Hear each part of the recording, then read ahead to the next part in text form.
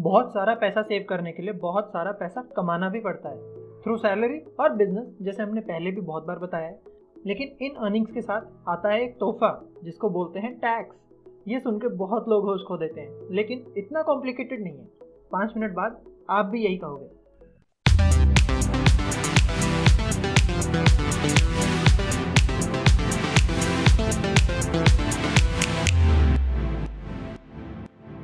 Taxes हमारी responsibility है और हमें उनके बारे में अच्छे से पता होना चाहिए। इंडिया में वैसे भी काफी सारे टैक्सेस हैं, income tax, GST, property tax, customs, excise वगैरह। कहीं भी जाओ, कुछ भी लो, बिल पे आपको ये जरूर मिल जाएगा। बेसिकली आप रोज टैक्सेस से डील करते हो। आज सिंप्लीफाई करते हैं इनकम टैक्स को, because however you earn this comes along.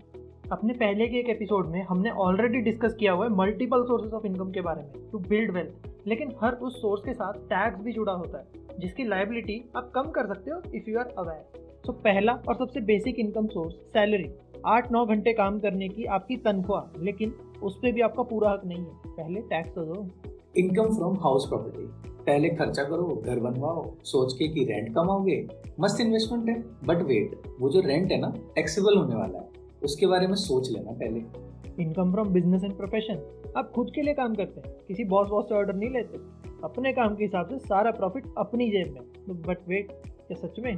Sorry boss, taxes first. Rent पे देने की बजाय आपने वो घर बेच दिया, बहुत बढ़िया। लेकिन ये जो कैपिटल गेन्स हो गए हैं ना, मोटा पैसा आया, मोटा टैक्स भी जाएगा।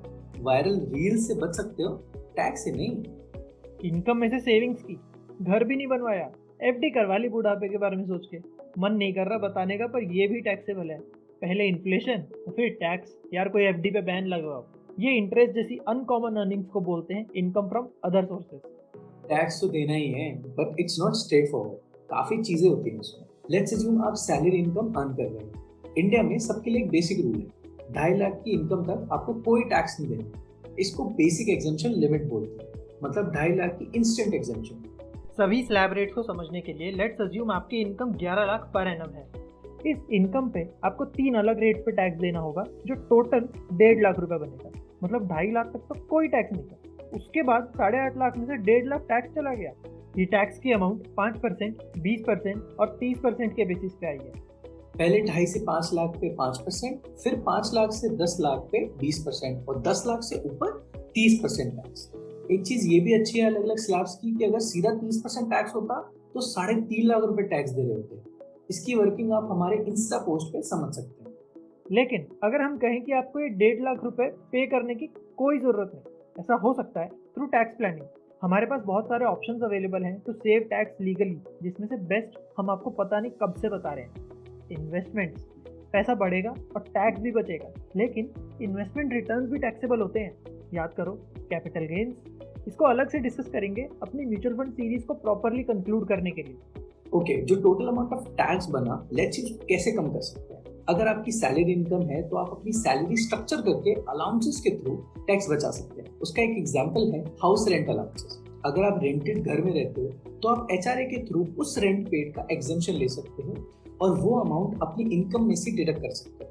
कम इनकम मतलब कम टैक्स। और भी काफी तरीके के अलाउंसेस होते हैं, जैसे children allowances, transport allowances, etcetera. Allowances के ही भाई बहन हैं डिडक्शन। इनकम टैक्स में अलग अलग टाइप्स के डिडक्शन अवेलेबल है। सबसे पॉपुलर की बात करते हैं एटीसी। एटीसी में आपको अपनी इन्वेस्टमेंट पर डिडक्शन मिलती है। इसमें आप टोटल 1.5 लाख तक टैक्स बचा सकते हो हर साल। लेट से आपने 11 लाख की इनकम में से 1.5 लाख अगर पीपीएफ में इन्वेस्ट किया होता तो आपकी इनकम उतने से रिड्यूस हो जाती। और भी गवर्नमेंट स्कीम्स और बाकी ऑप्शन है एटीसी में, जैसे एनएससी, ईएलएसएस, सुकन्या समृद्धि योजना और कुछ पेमेंट्स जैसे लाइफ इंश्योरेंस का प्रीमियम, होम लोन का इंटरेस्ट एक्सेट्रा। अगर आप अपना और अपनी फैमिली का मेडिकल इंश्योरेंस करवाते हो तो आप सेक्शन 80D में अलग से डिडक्शन क्लेम कर सकते हो, जो आपकी इनकम को और रिड्यूस कर देगी। और भी ढेर सारी डिडक्शंस होती है, जैसे डोनेशन करने पर, एजुकेशन लोन के इंटरेस्ट पर, एनपीएस में इन्वेस्टमेंट करने पर, वगैरह वगैरह। तो इन सब डिडक्शंस को यूज करके आप अपनी टोटल इनकम रिड्यूस कर सकते हो, जिससे आपकी टैक्स लायबिलिटी काफी हद तक कम हो जाएगी। और अगर ये सब करके अपनी इनकम को 5 लाख तक ले आते हो तो रिबेट का यूज करके अपनी टैक्स लायबिलिटी को 0 भी कर सकते हो। सैलरी पे स्टैंडर्ड डिडक्शन भी मिलती है 50,000 की, apart from all these deductions, allowances and exemptions. अगर आप ओल्ड रेजिम फॉलो करते हो तो लेकिन अगर आप इनकम टैक्स की न्यू रेजिम फॉलो करते हो तो किसी भी टाइप की कोई डिडक्शन आपको नहीं मिलेगी, लेकिन टैक्स रेट जो है आपका वो कम हो जाएगा। सो चूज वाइजली अगर आप न्यू और ओल्ड रेजिम के बारे में सोच रहे हो। ये था basic overview about income taxes. अब specific tax structure mutual funds का और बाकी इन्वेस्टमेंट्स का हम डिटेल में डिस्कस करेंगे कमिंग एपिसोड्स में। Taxes are really important for the country. हमें बिल्कुल ट्रांसपेरेंट रहना चाहिए विद टैक्सेस। लीगली टैक्स कम कर सकते हैं इन अलाउंसेस एंड एग्जेम्पशंस को यूज करके, but don't try to avoid taxes, वरना आईटी डिपार्टमेंट का कहर झेलना पड़ेगा। थैंक यू हमारी पॉडकास्ट को सुनने के लिए। हम आपको एक फाइनेंशियल गाइडेंस देना चाहते हैं ताकि आप कॉमन मनी मिस्टेक्स ना करें। ये कोई इन्वेस्टमेंट टिप्स नहीं है, और इन्वेस्टमेंट्स के साथ रिस्क भी इन्वॉल्व होते हैं, तो उनके बारे में समझ के ही कोई भी फाइनेंशियल डिसीजन ले।